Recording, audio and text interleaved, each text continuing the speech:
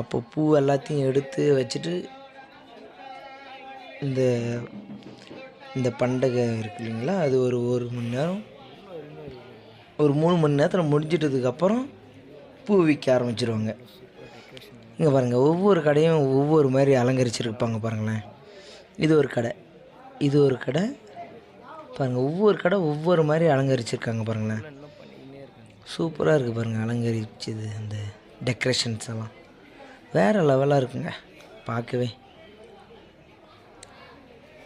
எவ்வளோ அருமையாக எடுத்திருக்காங்க பாருங்கள். இது ஃபுல்லாகவே அப்படியே பூ, இது பூ மண்டிங்க, இது ஃபுல்லாகவே பூ மண்டின்றதுனால அந்தமாரி பூவிலே எல்லாம் அலங்கரிச்சிருக்காங்க.